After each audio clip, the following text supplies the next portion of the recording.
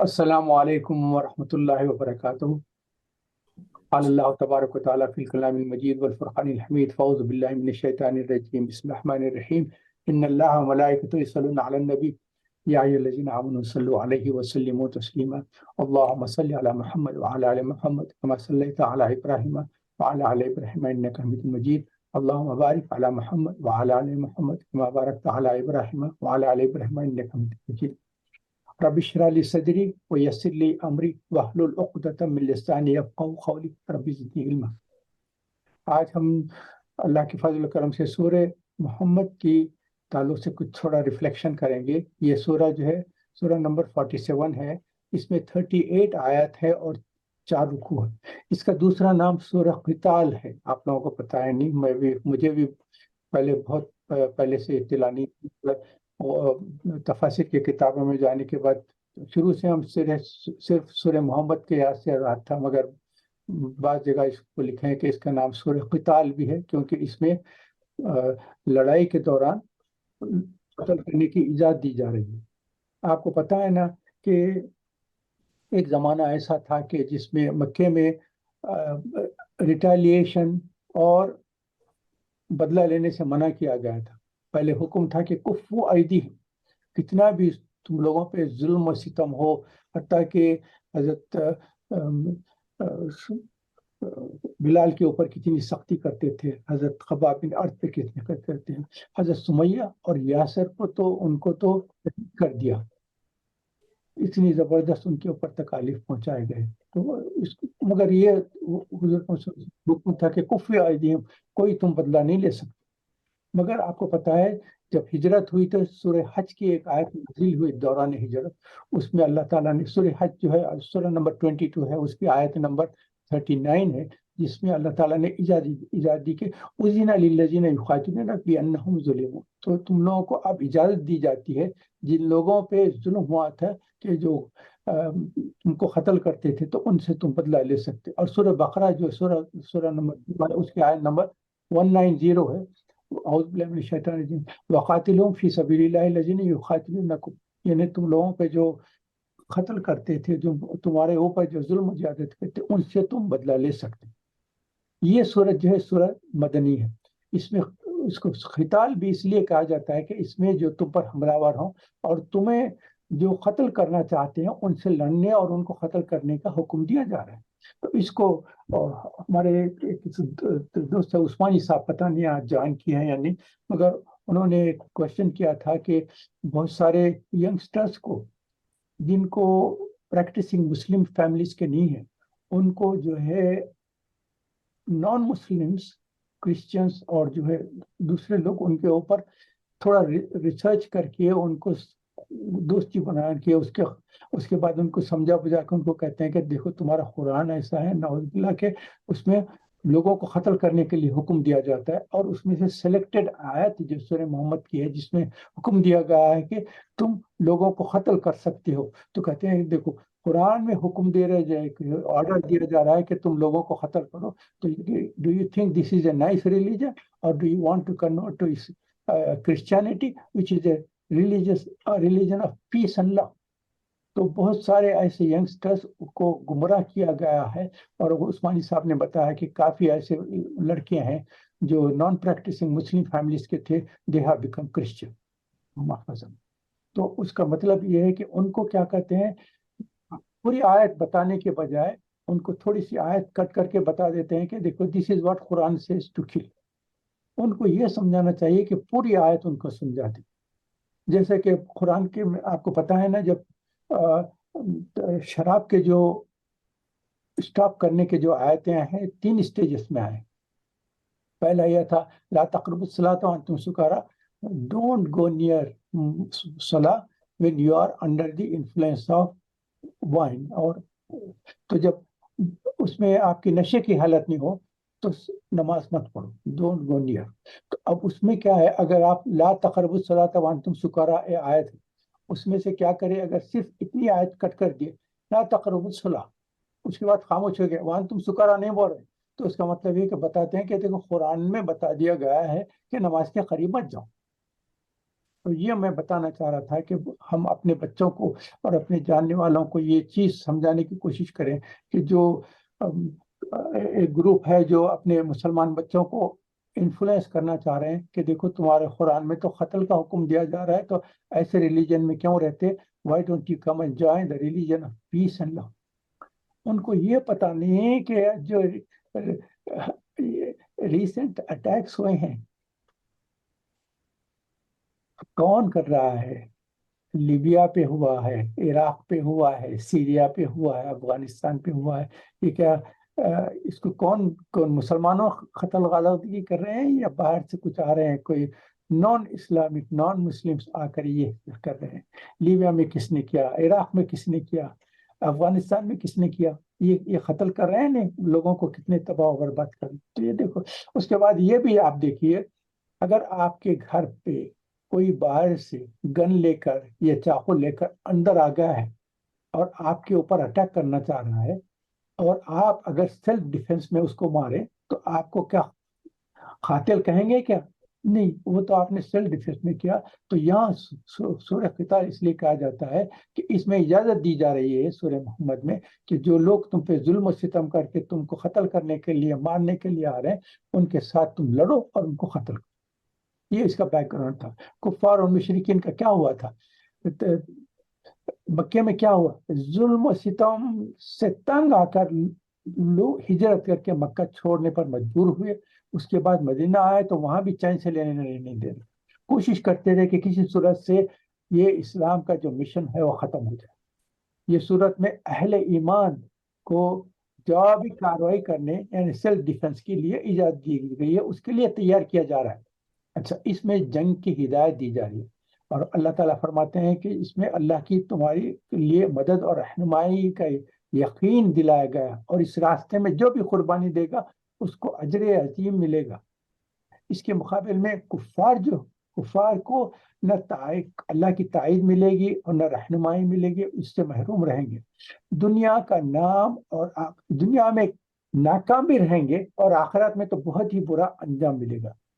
منافقین کے تعلق سے بھی اس سورہ میں خطاب کیا گیا. منافقین کو کہا گیا ہے کہ جو بڑے دعوے کرتے تھے، کہ کہا گیا ہے کہ لڑائی کا نام سن کر تمہارے ہوش اڑ گئے. جو منافقین جو مدینے میں حضور کے ساتھ رہتے تھے اور بڑے بڑے باتیں کرتے تھے کہ اگر کبھی جنگ کا موقع آیا تو ہم بہادری بتائیں گے، جیسے ہی بدر کے تعلق سے، جنگ کے تعلق سے، احد کے تعلق سے جب بھی باتیں ہوئے تو ایک دم دیکھے تو کہ ان کی حالت ایسی ہوگی کہ ان کی ہوش اڑ گئے، بے ہوشی کی کیفیت ہوگی جیسے کہ سن نہیں سک رہے. اور اللہ تعالیٰ یہاں مسلمانوں کی ہمت بڑھائی کرتے ہیں اور صاف بتا دیا کہ تعداد کی کمی اور ہتھیار کی کمی کے تعلق سے کوئی فکر مت کرو. دشمنوں کی تعداد اور ان کے ہتھیار کی زیادتی کی وجہ سے کبھی صلح کرنے کی کوشش مت کرو. اللہ پر بھروسہ رکھو. اللہ ہمیشہ مسلمانوں کو اور ایمان والوں کے ساتھ ہے، ان کی مدد کرنے والا ہے. اور آخر میں جو ہے انفاق فی سبیل اللہ کی دعوت دی جا رہی ہے. اب میں اس رکوع پہ آنے سے پہلے ایک چھوٹی سی بات کہہ کر پھر انشاءاللہ تفسیر پہ چلے جائیں گے. آپ دیکھیں، آپ کسی کی آپ عزت کرتے ہیں، محبت کرتے ہیں، ان کو اہمیت دیتے ہیں، ان کے ساتھ آپ اعلیٰ بہت زیادہ ان کا مقام کرنا چاہتے ہیں، تو ان کے ساتھ آپ رسپیکٹ اور محبت سے کیا کرتے ہیں؟ ان کا اکثر نام نہیں لیا کرتے. اب دیکھیں، جیسے میں ایک مثال دیتا تھا، اپنے والد کا نام، کسی کے والد کا نام عبد الرحمن ہے، تو کوئی اولاد ان کو اے عبد الرحمن سے نہیں پکارے گی، وہ تو انسلٹ ہو جائے گی. ایک تو رسپیکٹ بھی ختم ہو گیا ہے، محبت بھی ختم ہو گیا. اس کے بجائے پیار سے یا ابا جی یا مائی لونگ ڈیڈ یا مائی فادر، یہ ایسا پکاریں گے. تو اب یہ اس لیے میں بیک گراؤنڈ دیا ہوں کہ اللہ تعالیٰ حضور اکرم صلی اللہ علیہ وسلم سے محبت بھی رکھتے تھے، ان کی عزت بھی کرتے تھے، اور ان کی اہمیت بھی کرتے تھے. تو اس لیے پورے قرآن میں حضور اکرم صلی اللہ علیہ وسلم کو نام سے نہیں پکارا گیا. پورے قرآن میں یا محمد کے نام سے کوئی آیت نہیں، کیونکہ اللہ تعالیٰ حضور اکرم صلی اللہ علیہ وسلم سے جب بھی خطاب کرتے ہیں تو یا ایھا النبی، یا ایھا الرسول، یا ایھا المزمل، یا ایھا المدثر. ہاں، قرآن میں 4 مرتبہ محمد کا لفظ آیا ہے، اور ایک مرتبہ احمد کا ہے. آپ کو پتا ہے نا آل عمران میں جو تھرڈ سورہ ہے اس کی آیت نمبر 144 میں تھا، اس میں کہا گیا وما محمد الا رسول. یہ ایک آیت ہے. یہ کچھ دوسرے سورہ الحزاب میں جو ہے 33 ہے، آیت نمبر 40 ہے، ما کان محمد ابا احد من رجالکم ولکن رسول اللہ وخاتم النبیین. محمد صلی اللہ علیہ وسلم کسی کے، تمہارے مردوں کے کسی کے باپ نہیں ہے، خاتم النبی ہے. اور جو ہے ہم سورہ محمد جو آج کر رہے ہیں اس میں بھی ایک آیت ہے محمد کے نام سے، وہ آمنوا بما نزل علی محمد وهو الحق، اور مانا اس کو جو اترا محمد صلی اللہ علیہ وسلم پر. اور اس کے بعد سورہ فتح آئے گی، سورہ نمبر 48 ہے، آیت نمبر 28، محمد رسول اللہ، محمد صلی اللہ علیہ وسلم اللہ کے رسول ہے. اور سورہ صف ہے، سورہ نمبر 61 ہے، اس کی آیت نمبر 6 ہے، وَمُبَشِّرٌ بِرَسُولٍ يَأْتِي مِن بَعْدِي اسْمُهُ احمد. اور خوشخبری سنا دو، ایک رسول آئے گا جو میرے بعد ہوگا، اس کا نام احمد ہوگا. تو یہ آپ کو صرف بتا دینا چاہ رہا ہوں کہ سورہ محمد آئے تو اس کے تعلق سے کہ اللہ تعالیٰ حضور اکرم صلی اللہ علیہ وسلم سے محبت کرتے ہیں، تو اس لیے ان کا نام یا محمد سے نہیں پکارے، صرف محمد اس لیے رکھے ہیں کہ ان کی رسالت کے تعلق سے بات کی گئی. جہاں بھی محمد کا نام آیا ہے اس کے ساتھ ساتھ رسالت کے تعلق سے بتایا گیا ہے. اللہ تعالیٰ ان سے مخاطب نہیں ہے. ہاں دوسرے انبیاء سے اللہ تعالیٰ مخاطب ہوئے، یا آدم ہے، یا ابراہیم ہے، یا نوح ہے، یا عیسیٰ ہے، یا یحییٰ، یہ سارے ہیں، یا موسیٰ، یہ سب کو یا سے پکارے ہیں، مگر حضور اکرم صلی اللہ علیہ وسلم کو یا محمد سے نہیں پکارا گیا. اس کے لیے خاص طور پہ میں بیان کیا. اور دوسری کیا چیز ہے، اللہ تعالیٰ آپ کو جو رمضان میں جو حدیث پڑھا کرتے ہیں نا، جو ممبر پہ پڑھتے ہوئے 3 مرتبہ جو ہے آمین آمین کہے تھے، تو ان میں سے جبرائیل علیہ السلام نے 3 لوگوں کے لیے بد دعا دی تھی، جو حضور نے صلی اللہ علیہ وسلم نے آمین کہا تھا. ان میں سے ایک وہ ہے کہ جس کے سامنے آپ کا نام لیا جائے اور وہ آپ کے اوپر درود و سلام نہ بھیجے، اس کے لیے تباہی و بربادی.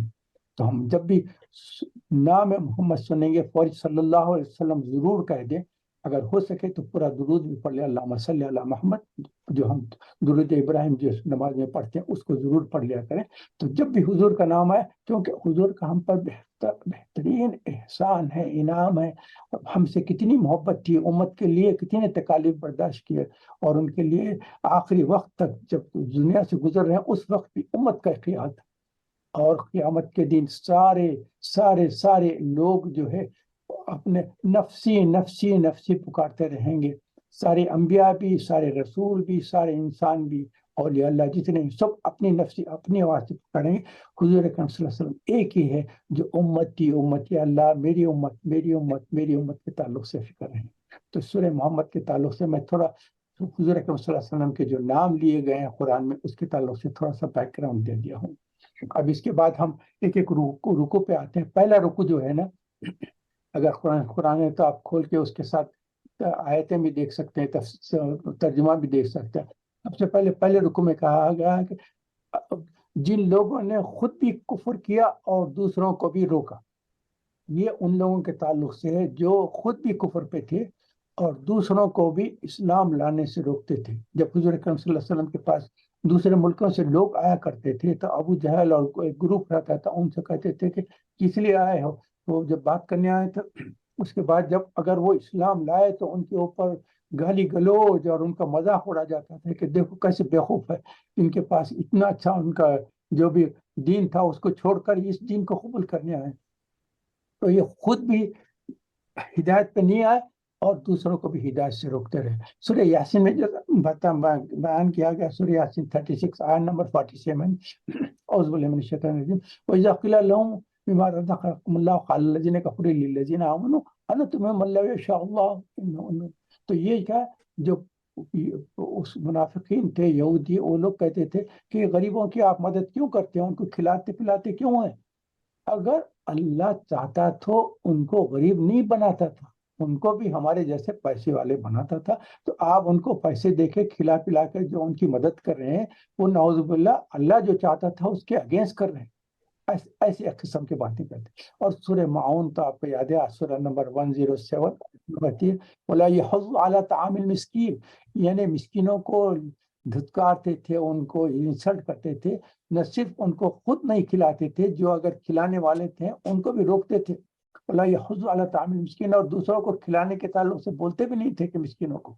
ये आपको सिर्फ बता दिया हूँ कि ये जो इब्तिदा में फर्स्ट रुकू में जो डिस्कशन हुआ वो ये है कि ये लोग खुद भी कुफर किया करते थे और दूसरों को भी इस्लाम से रोका करते थे, उनको भी मजबूर करते थे कि कुफर के ऊपर है।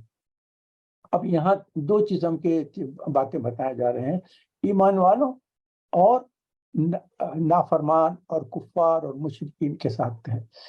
जो कुफ्फार हैं, मुशरिकीन हैं, जो ईमान नहीं लाए, उनको दो नाकामियां मिलेंगे। एक तो ये कि उनके जो भी दुनियावी लिहाज से जो भी नेक काम किए वो अल्लाह ताला ज़ाहिर कर देंगे, उनका कोई उनको अजर नहीं मिलेगा। मिलेगा भी तो कुछ दुनियावी लिहाज से कुछ थोड़ा सा, बात उनकी अहमियत हो जाएगी, खिस्सा खत्म हो जाएगा, मगर नेकियां उनके ज़ाय हो जाएंगे। और दूसरी चीज़ है उनको अजाब मिलेगा, अजाब दुनिया में भी मिलेगा और आखिरत में तो ज़बरदस्त उनके ऊपर अल्लाह महफूज करे उनका अजाब होगा। इसके बरअक्स अल्लाह ताला बताते हैं ईमान वालों के लिए जैसा उनके लिए दो नाकामियां थे, अल्लाह ताला फरमाते हैं ईमान वालों के लिए दो कामयाबियां। एक तो अल्लाह ताला उनके गुनाह माफ कर देंगे और दूसरे उनके नेकियों का अजर ये देंगे, उनको हिदायत की तरफ रगबत दे लेंगे। इसके बाद अल्लाह ताला यहाँ जो है इस पहले रुकू में जंग के उसूल बताए हैं कि जब कोई तुम पर हमला करे तो जवाबी कार्रवाई करो। जवाबी कार्रवाई क्या करेंगे? कोई आपको कत्ल करने आया तो क्या आप उसको कहेंगे thank you very much to come and kill मी, ये बोलेंगे आप? नहीं, वो आपको कत्ल करने आ रहा है तो आप सेल्फ डिफेंस करेंगे, उसको कत्ल कर देंगे। तो जवाबी कार्रवाई क्या है? पहले चीज क्या है? उनको कत्ल करो। जब हमला करेंगे तो बड़ी तादाद में कत्ल करो ताकि तो लोग जो तुम पर हमला करने आए हैं वो रुक जाए। उसके बाद जब कमजोर पड़ जाएंगे ना तो उनको फ्रीली मत छोड़ो, उनको बांध दो, उनको कैद कर दो। और उसके बाद क्या करेंगे?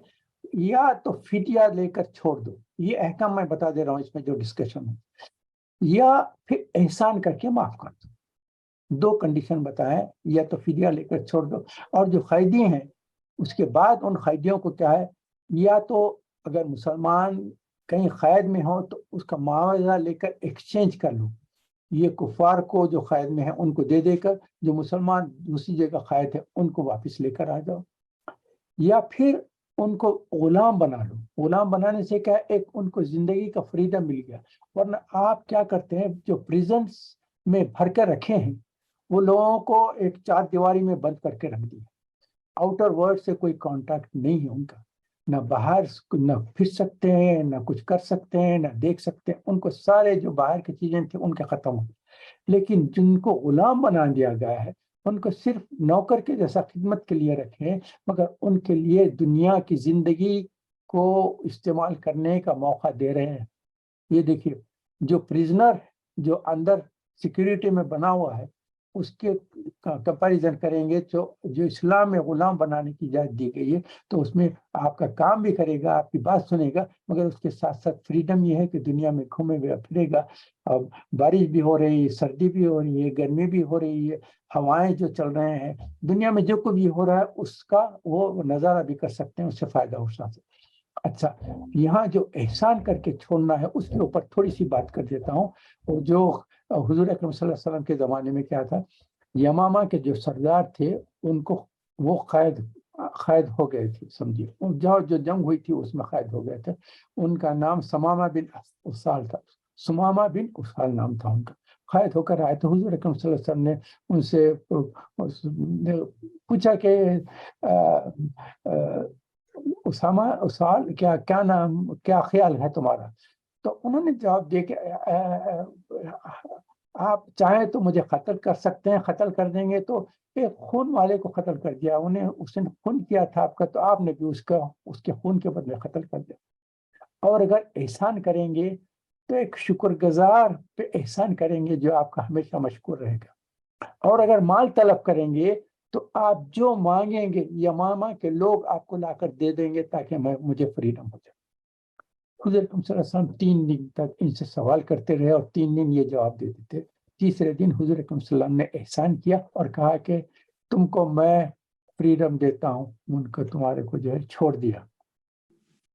उनको उसके पहले उम्दा खाना दिया, दूध दिया, उनके साथ बेहतरीन अच्छे तरीके से سلوک کیا حضور اکرم سے. اس کے بعد فوری انہوں نے کیا کیا, وہاں سے گئے, جا کے غسل کیا, اس کے بعد واپس آئے, آ کر کہا کہ حضور میں اسلام لانا چاہتا ہوں. سبحان اللہ. تو وہ معاف کرنا, اسلام قبول کر لیے, اسی لیے ان کو جب بھی نام لیں گے ان کا رضی اللہ تعالیٰ عنہ کہیں گے. جب یمامہ پہنچے انہوں نے قریش کو نوٹس دے دیا کہ جب تک حضور اکرم صلی اللہ علیہ وسلم کی اجازت نہ دیں گے, یمامہ سے اس علاقے سے تم کو کوئی غلہ نہیں ملے گا, اور اس علاقے سے کوئی قافلہ قریش کا گزر نہیں سکتا, کیونکہ ہم ان کے اوپر حملہ کر سکتے ہیں, ان کو اجازت نہیں دیں. سبحان اللہ. اس کے علاوہ یہ جو احسان کا معاملہ ہے غلام کی طرف سے, ایک دو واقعات اور بیان کر کے ختم کرتا ہوں. غزوہ بنی مستلق ایک ہوا تھا جس میں جو لوگ اریسٹ ہوئے تھے, پکڑے گئے تھے, جو غلام بنائے گئے تھے, ان میں جویریہ رضی اللہ تعالیٰ عنہ بھی تھے. جب حضور صلی اللہ علیہ وسلم کو پتہ چلا کہ یہ وہاں کے جو لیڈر کی بیٹی تھی, ان کو حضور صلی اللہ علیہ وسلم نے بلایا. اس کے بعد ان کو جو شخص نے خرید لیا تھا اس کو اس کا پیسہ دے کر ان کو لیا اور آزاد کیا. اس کے بعد ان سے حضور اکرم صلی اللہ علیہ وسلم نے نکاح کیا.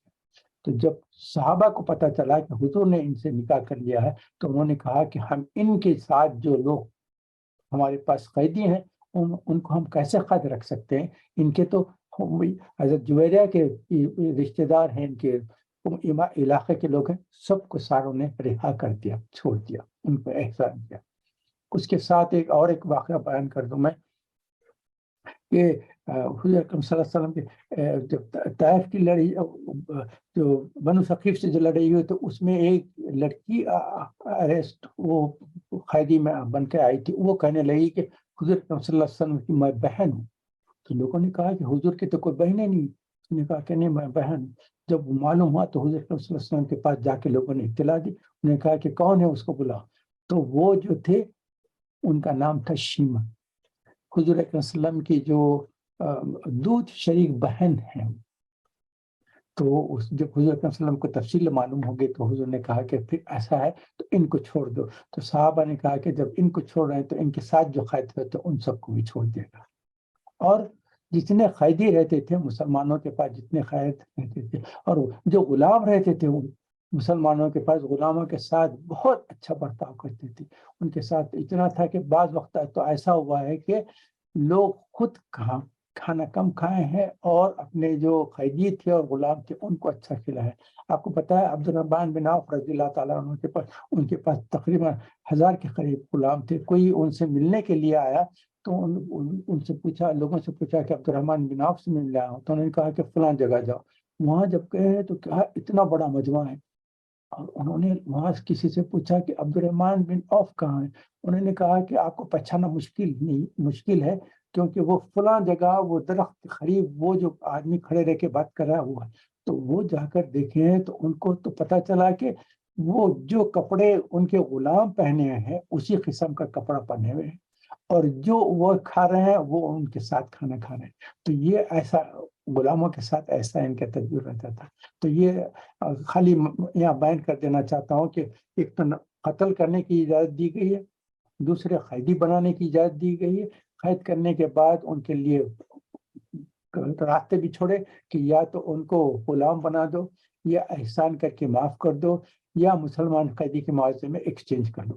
یہ پوائنٹس آپ کے سامنے بیان کرنا تھا. ایک خاص بات بتا دیتا ہوں, کیونکہ لاسٹ سنڈے ہم نے طائف کے تعلق سے بات کی تھی. طائف کے بعد حضور اکرم صلی اللہ علیہ وسلم جب مکے میں داخل ہونا چاہ رہے تھے, داخل نہیں ہو سکتے تھے کیونکہ مکے والے اب ان کے اوپر اٹیک کر سکتے تھے. تو حضور مکے میں جانے سے پہلے وہاں کے لوگوں کو, جو لیڈرز تھے, ان سے کانٹیکٹ کیا کہ تم جو ہے رسپانسبلٹی لیتے ہیں تو میں آتا ہوں. تو 2-3 لوگوں سے کانٹیکٹ کیا, انہوں نے معافی چاہ لی کہ ہم تو نہیں کر سکتے.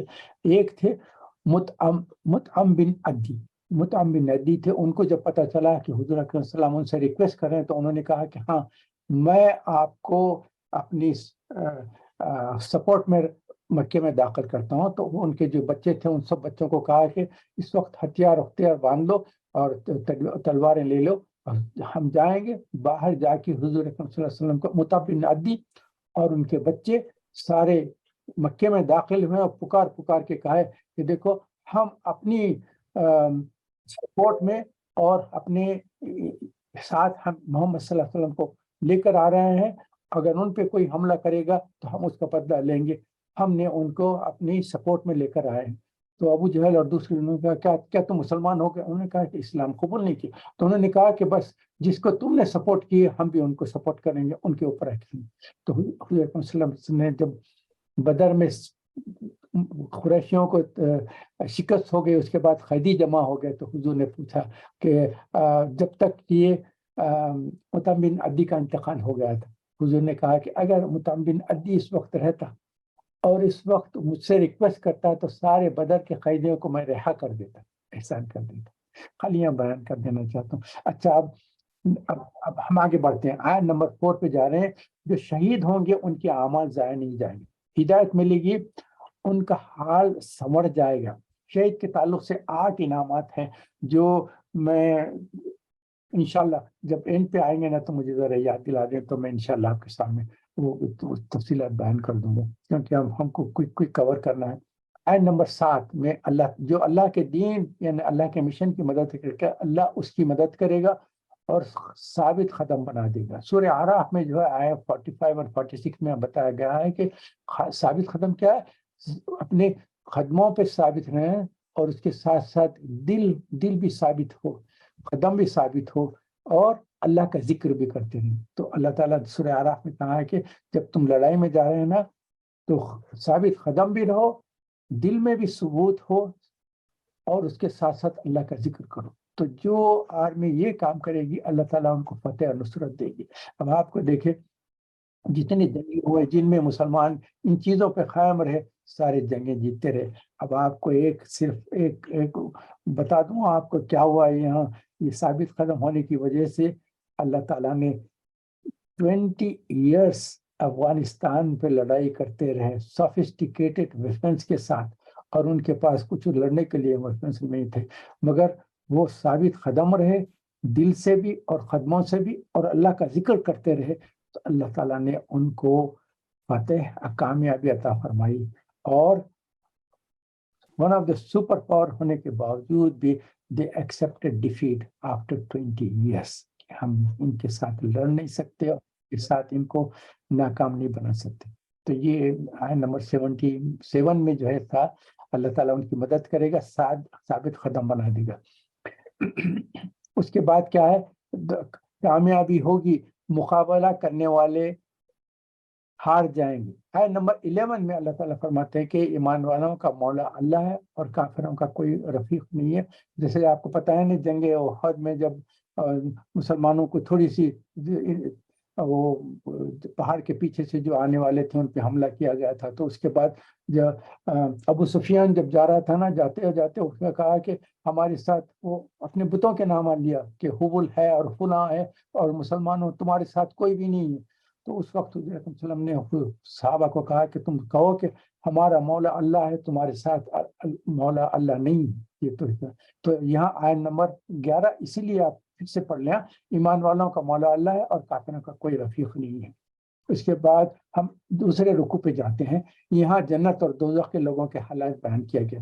ایمان والوں سے اللہ تعالیٰ کہتے ہیں کہ ایمان والے وہ ہیں جو اللہ سے ڈرنے والے ہیں، جو ایسے ہیں تو اللہ تعالیٰ ان کو انعامات کیا عطا فرمائیں گے، باغات ہیں، جنت میں محلات ہیں، وہاں پانی کے لیکس ہیں، پانی بہتے رہے گا، واٹر فالز بھی ہوں گے، وہاں نہریں بھی ہوں گے۔ اس کے ساتھ ساتھ اللہ تعالیٰ یہاں کچھ بتا دے جا رہے ہیں کہ وہاں کا جو پانی رہے گا، پانی کے جو نہریں رہیں گے صاف و شفاف رہیں گے، کسی قسم کی گندگی بو نہیں رہیں گی۔ وہاں کا جو دودھ رہے گا بہترین دودھ رہے گا، بہترین سفید جو دودھ بولتے ہیں، اور میٹھا دودھ رہے گا۔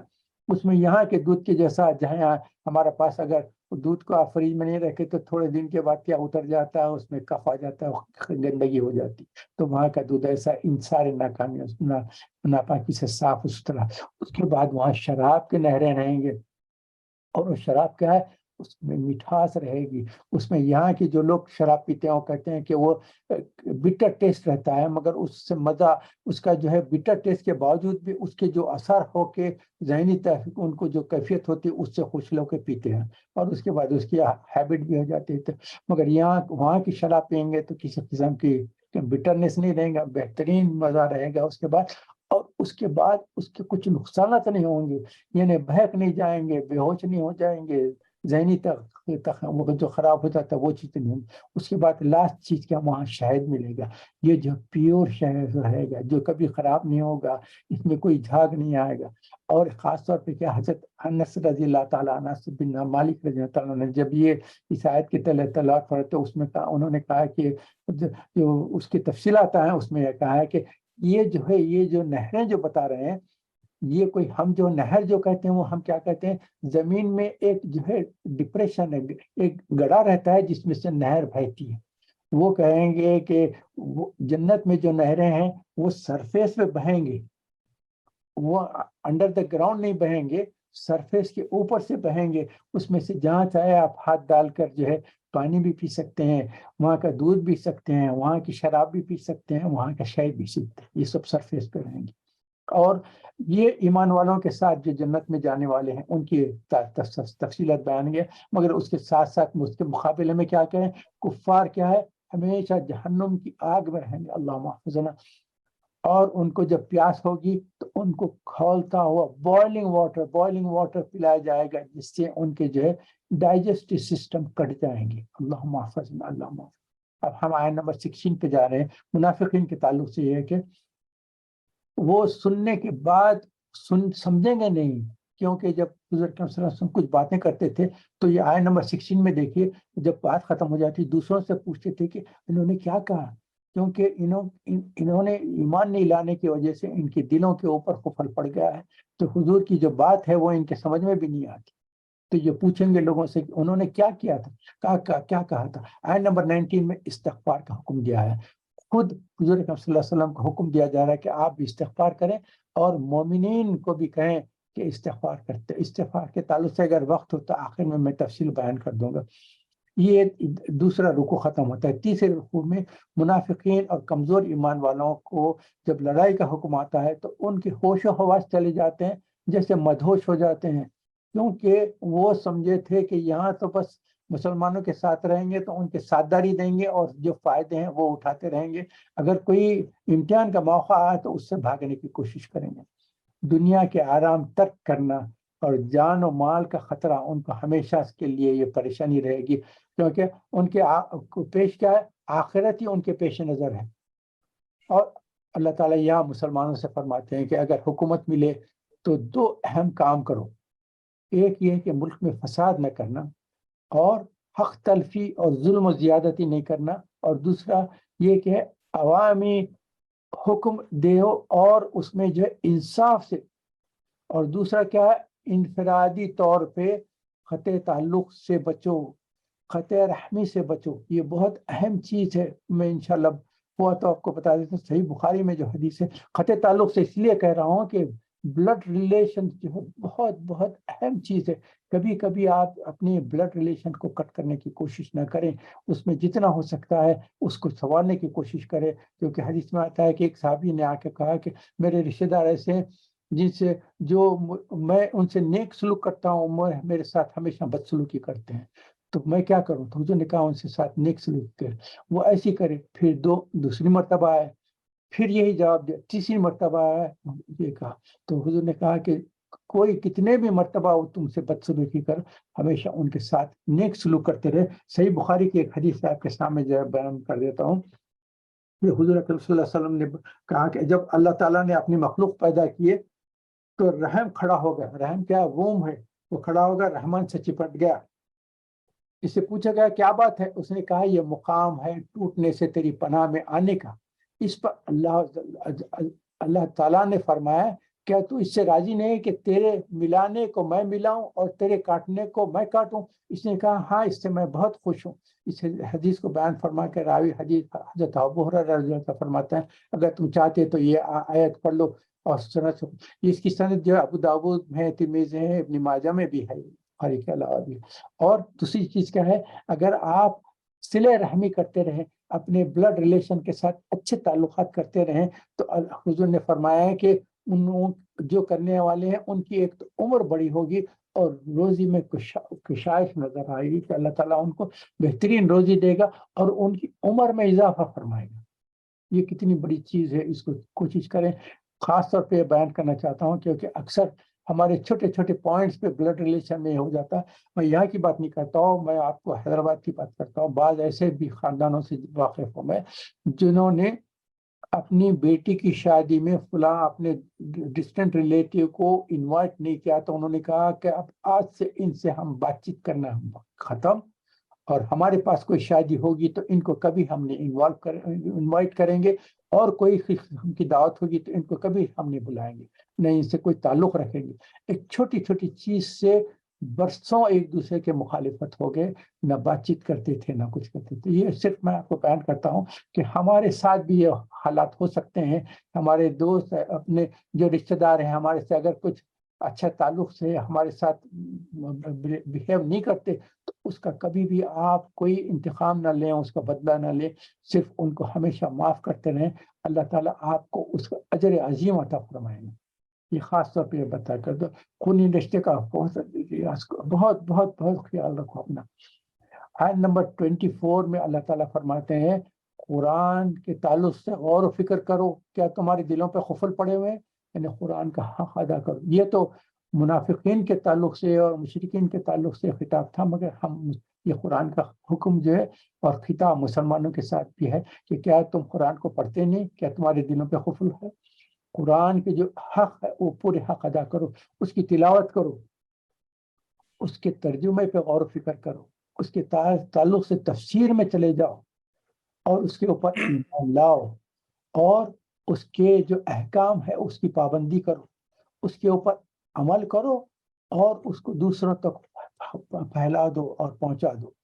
اور منافقین کے تعلق سے کیا ہے, جہاد سے دل چراتے تھے یہ لوگ, اور ہمیشہ پوسٹ پون کرنے کی کوشش تھے, اور شیطان نے ان کو ورغلایا, اور موت اور آپ کو اس کی وجہ سے جو ہے شیطان کے چکر میں آ کر جو نیک کام تھے اس سے دور ہوتے گئے, ایمان نہیں لائے. اس کے بعد کیا ہوگا, یہ ان لوگوں کے تعلق سے یہ جو ہے اس تھرڈ رکوع کی یہ آیتوں پہ غور کریں گے تو آپ دیکھو, یہ جو لوگ ہیں نا جو دنیا میں لگے رہے اور ایمان پہ آئے, اور ایمان کو تو چھوڑ دو, مسلمانوں کے اوپر ظلم و زیادتی کرتے رہے, لوگوں کو اسلام سے روکتے رہے, نیک کاموں سے روکتے رہے, تو ان کا جب آخری وقت آئے گا تو یہ آیتیں ضرور دیکھیں. اس وقت فرشتے آئیں گے, موت کے فرشتے آنے کے بعد ان کے اوپر ان کو مانع کریں گے, اللہ محفظ, ان کے چہروں پہ ماریں گے, ان کے پیٹھوں پہ ماریں گے. اس آیت میں اب تفصیل ہے,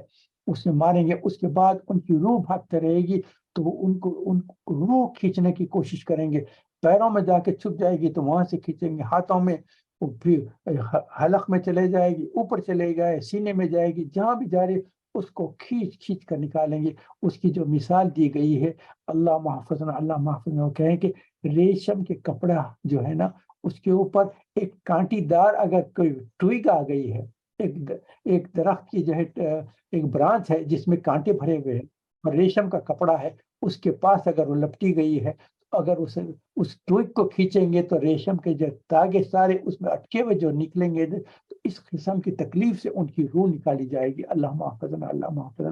یہ ہے. اب اس کے بعد لاسٹ رکوع پہ آ رہا ہوں میں, یہ ہے اسے منافقین کے تعلق سے بھی اللہ تعالیٰ فرماتے ہیں کہ اللہ تعالیٰ نے ان کو پھر فرمایا, جو یہ سینے میں پوشیدہ رکھے ہیں سب کا علم اللہ تعالیٰ کو ہے, اور ان کے چہرے حضور صلی اللہ علیہ وسلم سے کہتے ہیں کہ ہم ان کے چہرے آپ کو بتا دیتے ہیں, اور ان کی بات چیت جو کرتے ہیں نا, اور جو کام کرتوت کرتے ہیں, اس سے بھی آپ ان کو پہچان لیں گے. اور کمزور ایمان والوں کو وارننگ دی جاتا ہے کہ لڑائی تمہارے جانچنے کے لیے کیا جا رہی ہے, پتہ چل جائے گا تم کدھر رخ کر رہے ہو. اس کے بعد مومنین کی طرف یا منافقین کی طرف 4 باتیں بیان کی گئے. خود ان کا انکار کرنا یا نافرمانی, نمبر 2, اور ان کے جو 4 باتیں بیان کی ہیں منافقین کے تعلق سے. خود یہ انکار کرتے تھے اور نافرمانی کرتے تھے, دوسروں کو بھی روکتے تھے.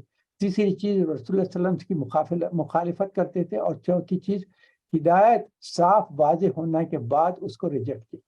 ان سے کہا جا رہا ہے کہ تم نعوذ باللہ تم کیا چاہتے, کوشش یہ کریں کہ اللہ کے کو اس کے کام سے رکاوٹ کر دیں گے. نہیں, اللہ کے کام کو کون روکنے والا ہے؟ جب اللہ تعالیٰ کوئی چیز ڈیسائیڈ کر دی تو ہمیشہ ہو کے رہے گی, کوئی اس کو روکنے والا نہیں ہے. اب ایمان والوں سے اس کے بعد البتہ یہ ہے کہ تم اگر یہ کوشش کرتے رہے گے تو اللہ تمہارے سارے پلان کو تباہ و برباد کر دے. بہت میں کیا ہوا تھا, 300 لوگوں کو لے کر عبداللہ بن ابی بن سلول چلے گیا, تو کیا اس سے کیا مسلمانوں کی شکست ہو گئی؟ نہیں, ان کو تو اللہ تعالیٰ نے بچا لیا. کچھ تو وقتی طور پہ کچھ تھوڑے لوگ شہید ہوئے ہوں گے, مگر اس کے بعد اللہ تعالیٰ نے مسلمانوں کو بچایا. مگر عبداللہ بن سلول جو لے کر چلے گیا تو اس کو اور اس کے جو منافقین تھے ان کا کیا حشر ہوا, وہ تو ہم کو قیامت میں پتہ چلے گا کہ دنیا میں بھی ان کو کتنا ذلیل کیا گیا, اور آخرت کی تباہی اور بربادی اور عذاب تو ان کے واسطے ملنے والا. آیت نمبر 33 کی بات کر. اب ایمان والوں سے خطاب ہے کہ اطاعت کرو اللہ کی اور اس کے رسول کی, تو بالیقین کامیابی تمہارے ساتھ ہے, قدم چومے گی.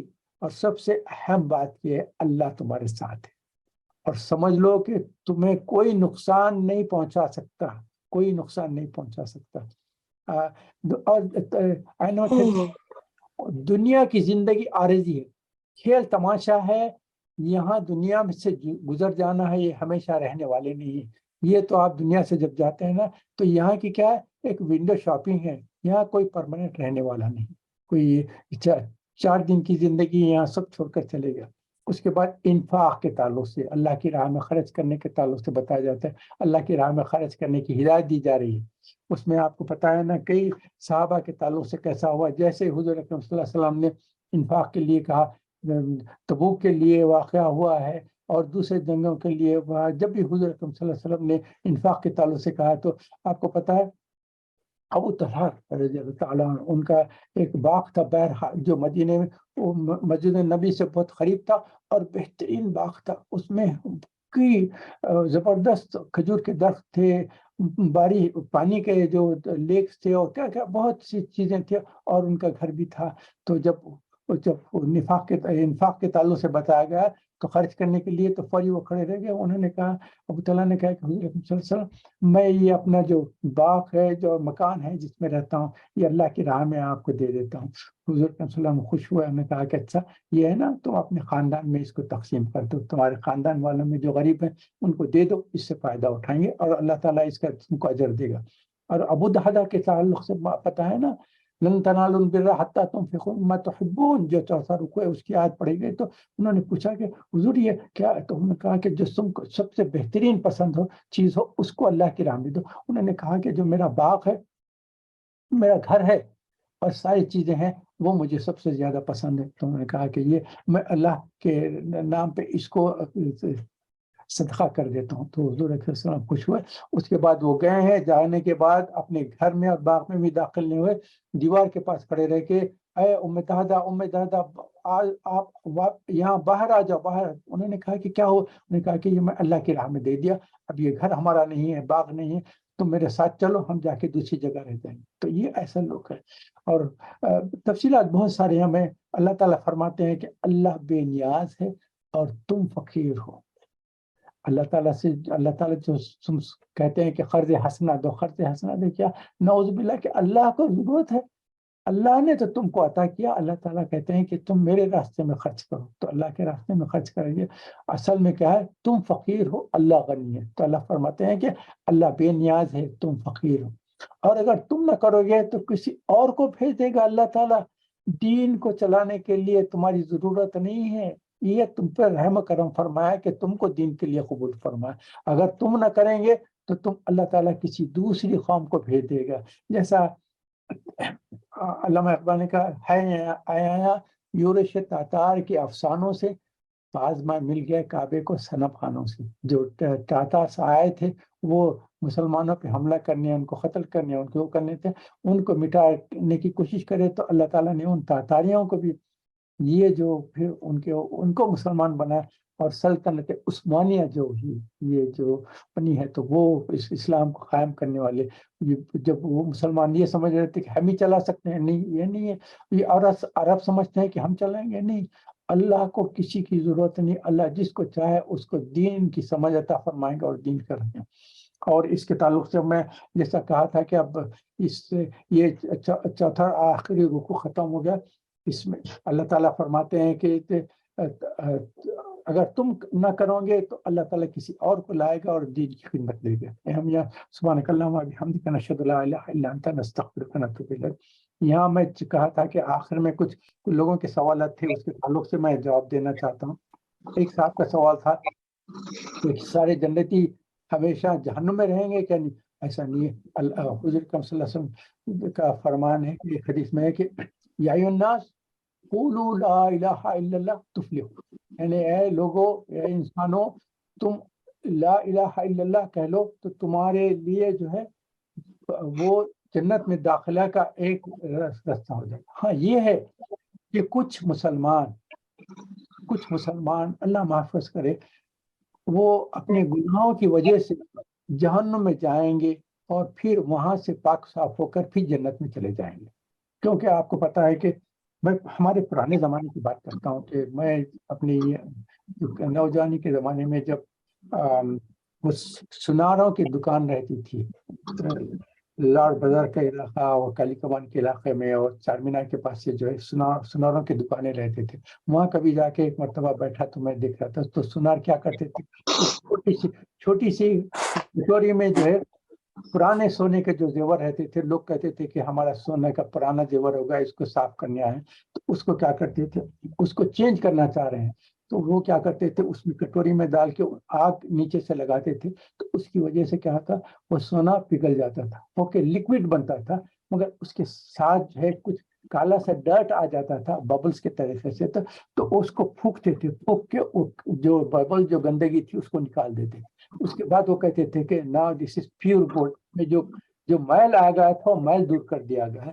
تو مسلمانوں کو جو جہنم میں ڈالا جائے گا تھوڑی دن کے لیے، وہ کیا ہے، ان کے جو گناہیں تھے، جو دل کے اوپر انہوں نے اپنے کالک لگائی تھی اس کو پاک صاف کر دیں، کیونکہ حدیث میں ہے کہ کوئی گناہ کرتا ہے اور توبہ نہیں کرتا ہے تو اس کے دل پہ کالا دھبا لگتا ہے، پھر دوسرا گناہ کرتا ہے معافی نہیں چاہتا، اور ایک تو یہ دھبے لگتے لگتے پورا دل اس کا سیاہ ہو جاتا تھا، اس کے بعد کوئی اس میں ایمان اور یہ یقین کی بات اور کلام الہی نہ حدیث اس پہ آتا تھا۔ تو ایسے جو کالے دل ہو جاتے تھے ان لوگوں کو جب جہنم میں ڈالا جائے گا تو یہ جو کالی لگی ہوئی ہے اس کو صاف کر دیا جائے گا۔ وہ اس واسطے کہا جاتا ہے کہ کبھی بھی گناہ کرو نا تو اس کو یا تو آنکھ کے آنسو سے اس کو بجھا دو، ورنہ جہنم کی آگ سے بجھانا پڑے گا۔ توبہ کر لو، توبہ کثرت سے توبہ کرو، استغفار کرو، تو اللہ تعالیٰ تمہارے گناہوں سے معافی دے گی۔ استغفار کے تعلق سے یہ بھی ہے کہ استغفار کیا ہے، حضرت حسن بصری رحمۃ اللہ علیہ سے کہ کسی نے پوچھا، اسٹوڈنٹ کو سمجھا رہے تھے تو کسی نے پوچھا کہ آ کے کہا کہ میرے لیے کچھ آپ ایسا راستہ بتائیں کہ میرے پاس جو ہے کھیتی نہیں چل رہی ہے اور پورے جو ہے درخت جل جا رہے ہیں، پودے خراب ہو جا رہے ہیں، کہ میرے لیے کوئی دعا کرے۔ انہوں نے کہا کہ جاؤ سورہ نوح کی آیت نمبر 11 اور 12 ہے، استغفار کرو، استغفار کرو، استغفار کرو تو تمہارے پاس ٹھیک ہو جائے۔ اس کے بعد سیکنڈ ڈے کو ایک آیا، اس نے کہا کہ میرے پاس جو ہے پیسے کی کمی ہو گئی ہے، بزنس نہیں چل رہا ہے، آپ کچھ بتائیں کہ کیا کروں۔ انہوں نے کہا جاؤ استغفار کرو۔ ایک پھر تھرڈ ڈے ایک آدمی آیا، اس نے کہا کہ مجھے اولاد نہیں ہے، شادی ہو کے بہت زمانہ ہوا، آپ مجھے کوئی طریقہ بتائیں کہ مجھے اولاد ہو۔ انہوں نے کہا جاؤ اور استغفار کرو۔ تو ان کے اسٹوڈنٹس تھے، انہوں نے دیکھا کہ اسٹوڈنٹس کی آنکھوں پہ کچھ بھاؤں میں وہ، انہوں نے کہا کیا بات ہے؟ تو ان میں سے ایک اسٹوڈنٹ کہا کہ آپ اتنے بڑے عالم ہیں اور آپ کے پاس اتنے زبردست آپ کا علم ہے، اور ہم 3 دن سے دیکھ رہے ہیں ایک آدمی آیا تو اس نے کہا کہ مجھے جو ہے میرا قحط ہو گئے، پیدا نہیں ہو، پیدائش اریگیشن نہیں ہو رہا ہے، تو آپ نے کہا استغفار کرو۔ دوسرے دن آیا، اس نے کہا کہ مجھے رزق اور مال اور بزنس کے لیے کہا، آپ نے کہا استغفار۔ تیسرے نے آ کر کہا کہ مجھے اولاد چاہیے، استغفار کرو۔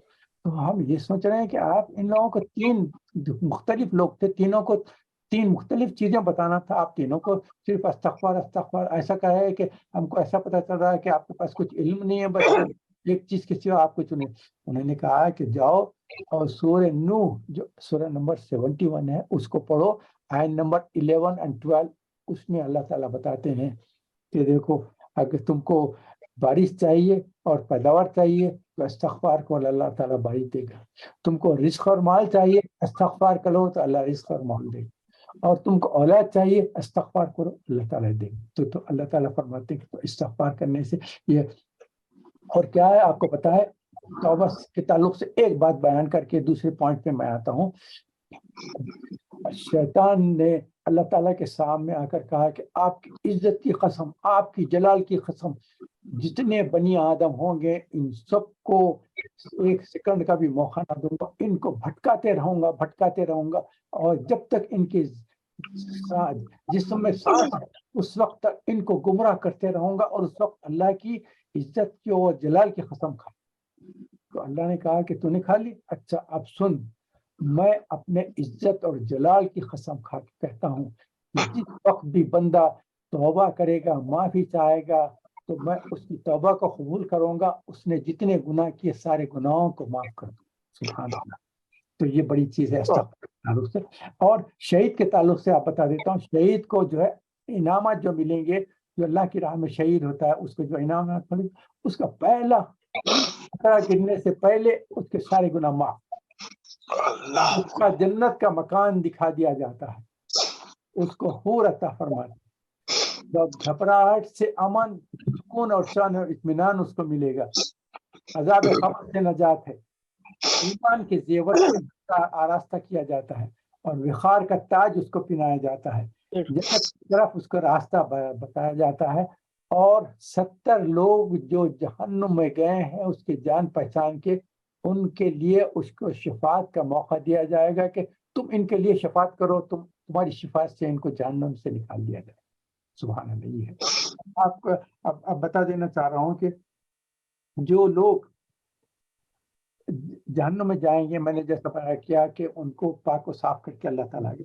अब आखिरी आखिरी आखिरी मुसलमान जो जहन्नुम से निकलेगा उसके ताल्लुक से भी आपको बता देता हूँ। ये हजरत अबू हुरैरा रजी अल्लाह ताला अन्हु और ने बयान किया है ये, और अब्दुल्ला बिन मसूद रजी अल्लाह ताला अन्हु ने बयान किया है, और मुगीरा बिन शेबा, ये 3 सहाबियों से ये हदीस मरवी है। उसमें ये आखिरी जो जन्नती रहेगा शफात से, और अल्लाह ताला उनके गुनाहों की बात निकाल, मगर सबसे आखिरी जो जहन्नमी रहेगा उसको जहन्नुम में कैसा, ये हदीस में बयान किया जाता है, वो एक स्टेप चढ़ेगा और फौरी एक दूसरे स्टेप पे गिर जाएगा, फिर जहन्नुम में गिरेगा, फिर खड़े रहेगा, फिर या हन्नान या मन्नान या रब पुकारते सीढ़ियों पे जाएगा, गिरते जाएगा, फिर एकदम अल्लाह ताला उससे कलाम करेंगे कि क्या मामला है। उसने कहा कि इतने सालों से जहन्नुम में चल रहा हूँ, ऐ रब या रब मुझे इसमें से निकाल दे। तो अल्लाह पूछेंगे कि अगर मैं निकालूंगा तो क्या है, तो उसने कहा कि आपकी इज्जत की कसम, आपके जलाल की कसम, सिर्फ जहन्नुम से आप निकाल दो। तो अल्लाह ने कहा कि उसके बाद तो कुछ नहीं मांगे। उसने कहा कि कुछ नहीं मांगूंगा, आपकी इज्जत की कसम, जहन्नुम से बस निकाल दे, उसके बाद एक चीज आपसे नहीं पूछूंगा। अल्लाह ताला उसको जहन्नुम से निकाल कर, जहन्नुम का जो एंट्रेंस है उससे आगे निकाल कर रख देंगे, थोड़ी दूर रख देंगे, और वहां बैठे रहेगा। वो गर्मी से, जलन से, वो आग से निकल गया, अल्हम्दुलिल्लाह शुक्र है। मगर बैठे बैठे देखेगा तो दूर देखेगा तो एक वाटरफॉल भी है, एक लेक भी है, और एक झाड़ भी है, जहां धूप से जो है छांव के जैसा वैसा नजर आ रहा है। उसके बाद या रब क्या है, कहा कि आप जो है मुझे इस जगह बैठा हो ना, आप मुझे उस दरख्त के पास पहुंचा दे, ताकि वहां दरख्त के पास बैठूं और जो प्यास लग रही है वहां से पानी पीऊं। अल्लाह ताला फरमाएंगे तूने तो मेरी इज्जत की और जलाल की कसम खा के कहा कि इसके बाद कुछ नहीं मांगूंगा, आप माफी चाहता हूँ मैं, इसके बाद अल्लाह पाएंगे इसके बाद तो नहीं मांगेंगे ना, आपकी इज्जत की कसम इसके बाद कोई इस्तेमाल नहीं करें। झाड़ के पास पहुंचा देंगे, वहां झाड़ के नीचे बैठेगा, सुकून रहेगा, وہاں کا پانی پی لے گا، اس کے بعد اور اطمینان سے رہیں گے. اس کے بعد جب دیکھے گا تو ایک اور دوسرا درخت نظر آئے گا جس میں پھل لگے ہوئے ہیں اور وہاں کا پانی بھی بہترین ہے. اس کے بعد کچھ تو انتظار کرے گا، اس کے بعد پھر یا رب یا رب یا رب پکارے. اللہ فرمائے گا کیا اب کیا ہے؟ کہا کہ اگر آپ اس درخت کے پاس پہنچا رہے ہیں تو وہاں کے میوے بھی ہیں، وہاں سے پھل بھی. اللہ سمجھے گا کہ تو نے تو میری عزت کی ختم کھا کے کہا تھا، پھر کچھ نہیں کہوں گا. تو بس آپ یہ کر دیں، اس کے بعد اب اس کے بعد آپ کی عزت کی ختم، پھر نہیں، آپ کی عزت کی ختم، پھر نہیں سوال کرو. تو وہاں پہنچا دیں. وہاں جب پہنچے گا تو دیکھا تو آگے جو ہے اس کی تھوڑی دور پہ جنت شروع ہو رہی ہے، وہاں سے جنت کے بارڈر سے نظر آنے لگے. وہاں دیکھے گا تو وہاں تو سکون، ٹھنڈی ہوائیں چل رہے ہیں، وہ ہے. اب کیا ہے، کہا تھا کہ نہیں سننا. پھر یار اب کیا ہے؟ نے کہا کہ بس وہاں انٹرنس تک پہنچا دے اور پھر نہیں مانگوں گا. دیکھ کتنے مرتبہ وعدہ کرتے جا رہا ہے کہ آپ کی عزت کی ختم نہیں مانگوں گا، پھر نہیں سوال کروں گا، پھر کرتا نہیں ابھی آخری ہے. اس کے بعد انٹرنس کے پاس پہنچا دیا جائے گا. وہاں جب جنت کے پاس اندر داخل ہوگا، وہ زبردست اس کے اوپر انعام کی چیزیں نظر آنا شروع ہو جائیں گی. انٹرنس کے پاس بیٹھا ہوا ہے، اس کے بعد کہے گا کہ انٹرنس کے پاس تو آ گیا ہوں، ذرا اندر بھی جانے دیں مجھے تو یہ جنت کو دیکھوں گا. میں کہا کہ بس اس کے بعد تو کچھ نہیں ہے. اس کے بعد کچھ یہ ایسے جنت میں داخل ہو.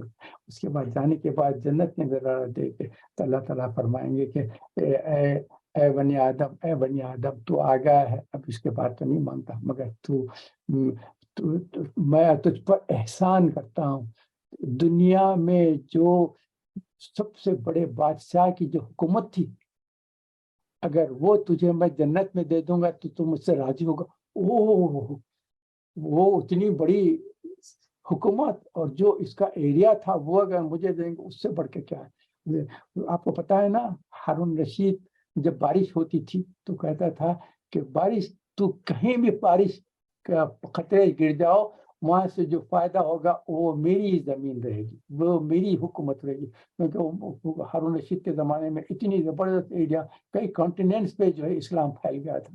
تو کتنی دور بھی بادل سے بارش ہو وہ ساری میری حکومت میں آئیں گے. تو اللہ تعالیٰ فرماتا ہے کہ جو سب سے بڑی حکومت تھی، کیا اتنی حکومت تجھے جنت میں دے دوں گا تو کیا راضی ہو جاتا؟ میں کہا کیسا نہیں رہا. اس کے بعد کہا کہ اچھا اس کے علاوہ اور بھی دے دوں ایسی، اور اس کے بعد اور حضور نے فرمایا 5 دنیا لے کے کہا، 5 مرتبہ کہا کہ ان کی جیسی حکومت تھی ایسے اس سے 5 ٹائمز میں تجھے دے دوں گا تو راضی. راضی. اس کے بعد حضرت اور ایک صحابی فرماتے ہیں کہ 5 نہیں، حضور نے 10 کہا تھا، 10 مرتبہ. تو وہ آخری جنتی ہوگا، جنت میں داخل ہو جائے گا.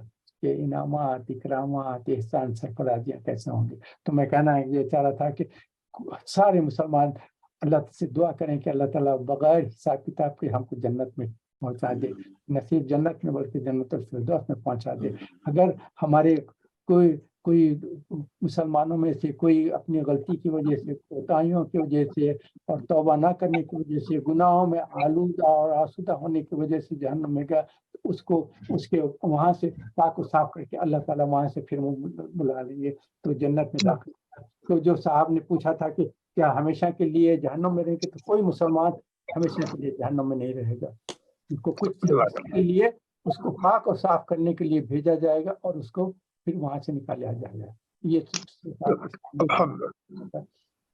اللہ تعالیٰ کریں کہ جو کہا گیا سنا گیا اس کو قبول فرمائے اور ہم سے جو کوتاہیاں غلطی ہو گئی اس کو معاف فرماتے. خاص طور پہ ہم جو دعا کرتے ہیں اس میں ایک دعا یہ بھی کریں کہ ہمارے جو ہمیشہ آتے ہیں عبد الوحید صاحب، جو وحید صاحب کے نام سے ہم کہتے ہیں، ان کی اہلیہ ڈاکٹر نسیمہ کا انتقال ہوا، جو جمعے کے دن تدفین ہو گئی تھی. اللہ تعالیٰ سے دعا کریں کہ اللہ تعالیٰ اپنی رحم اور کرم اور مغفرت فرمائے. جو ابتدائی جو اسٹیجز سے گزر رہے ہیں اللہ تعالیٰ ان کو سب آسان فرما دے، اس کو جنت میں اعلیٰ مقام عطا فرمائے. وحید بھائی اور فیملی کو صبر عجیب اللہ تعالیٰ فرمائے. آمین دعا کر لیں.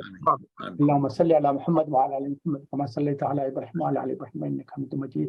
اللهم بارك على محمد وعلى ال محمد كما باركت على ابراهيم وعلى ال ابراهيم انك حميد مجيد. اللهم اني اسالك ايمانا كاملا ويقينا يقينا وعملا متقبلا ودعاء مستجابا ونذر رحمة وفضلا دائما واجرا نديما وعلما نافعا كاملا واسعا ورزقا حلالا طيبا وبدنا صابرا ولسانا ذاكرا وقلبا شاكرا وقلبا صابرا وقلبا منورا وتوبة نصوحا وتوبة قبل الموت وراحة من الموت ومغفرة من الموت والأمن والفوز بالجنة والنجاة من النار.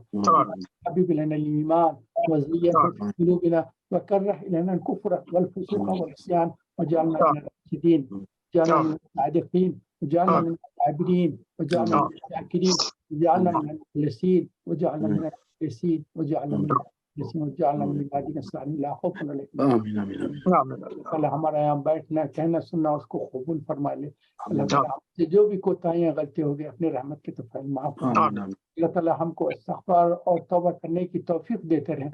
ہمارے ہدایت کے راستے ہمارے جو دوست احباب رشتہ دار بیمار ہیں ان کو شفا کاملہ اور جو پریشان حال ہیں ان کے پریشانی سے ان کو نجات دے. جو قرض دار ہیں ان کو قرضوں سے بھی نجات دے اللہ تعالیٰ. ہمارے رشتہ دار دوست احباب جو دنیا سے گزر گئے اللہ تعالیٰ ان کو مغفرت عطا فرمائے جنت میں مقام عطا فرمائے. ان کے رشتہ داروں کو صبر عجیب عطا فرمائے. ہماری ساری دعاؤں کو اپنے رحمت کے توفیق اللہ وبحمدک نشهد ان لا اله الا انت نستغفرك ونتوب اليك. سبحانك اللهم سبحان ربك رب العزة عما يصفون وسلام على المرسلين والحمد لله رب العالمين. السلام علیکم ورحمۃ اللہ. بے حد ممنون اور مشکور ہوں جو آپ سب لوگ میرے ساتھ اتنا وقت اپنا نکال کے وقت گزارتے ہیں. معاف کرنا کبھی وقت زیادہ ہو جاتا ہے تو میں کوشش کرتا ہوں کہ سب پوائنٹ بھی کور ہو جائے اور جتنے میں پریپیئر کرتا ہوں وہ ساری چیزیں مگر بعض مرتبہ بہت ساری چیزیں چھوٹ جاتی ہیں. اللہ تعالیٰ اس کو جزاک اللہ معاف کرنا. جزاک اللہ. انشاءاللہ لوگوں کا بہت بہت شکریہ آپ لوگوں کا آنے کا اور یہ اللہ سے دعا کریں کہ ہم جیسا یہاں بیٹھ کے ایک دوسرے سے بات کریں اللہ تعالیٰ ہم کو جنت میں بھی ایسا ملا کر بیٹھنے اور وہاں کے نعمتوں سے ایک دوسرے کو اللہ تعالیٰ سرفراز فرمایا. میں شمار فرمایا اللہ تعالیٰ جو بغیر حساب کتاب کے جنت میں داخل ہونے والا اللہ آپ کے قدرت میں کوئی اہم چیز نہیں ہے. اتنی چھوٹی سی چیز ہے آپ کا صرف اگر حکم ہو جائے تو ہم سب کو بغیر حساب کے جنت میں داخل کرتے ہیں. ارحم الراحمین ہے غفور الرحیم ہے. اللہ آپ ہم پر رحم فرمائے. ہمارے سارے دعاؤں کو اپنی رحمت کے طرف. اللهم صل على محمد وعلى ال محمد كما صليت على ابراهيم وعلى ال ابراهيم انك حميد مجيد. اللهم بارك على محمد وعلى ال محمد كما باركت